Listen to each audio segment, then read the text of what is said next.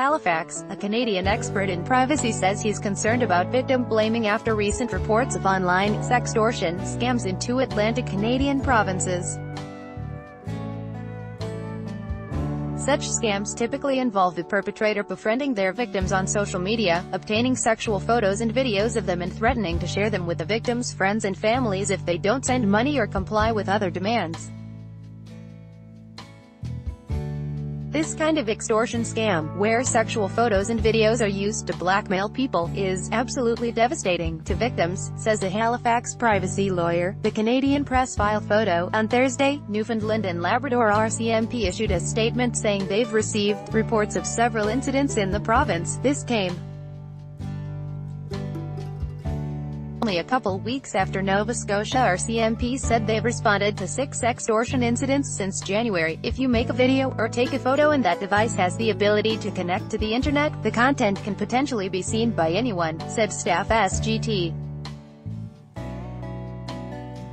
Royce McRae of the Nova Scotia RCMP's tech crime unit at the time. Article continued below. One way to protect yourself from this type of scam is to avoid accepting friend requests from strangers. Read more. RCMP say 6 Halifax sextortion cases have been investigated so far in 2018. Send naked mole rat memes instead of nude photos. Child Protection Centre tells boys. Toronto woman warns others about photos surfacing on anonymous image sharing site. David Fraser, a privacy lawyer at McInnes Cooper in Halifax, said that this kind of extortion is especially damaging, as the perpetrators use their victims' vulnerabilities to blackmail them into meeting their demands. He said that he knows of at least one case that resulted in someone losing their job after intimate photos were shared. Article continued below. I've seen firsthand that it's absolutely devastating, he said in an interview on Saturday. It's an incredible betrayal. Every one of us has a private life, and this is something that is among the most private, and it's the sort of thing that can be used for shaming purposes. He said that being the victim of a sextortion crime is nothing to be ashamed of, though he added, that does not provide any comfort to them whatsoever. Victim blaming runs rampant with these types of cases, he said, with victims of such crimes sometimes being told that they shouldn't have sent the pictures or videos in the first place. He said that kind of mindset doesn't help the victim and places the onus of the crime on them instead of the person who extorted them. It's like abstinence-only sexual education. It's not going to work, he said.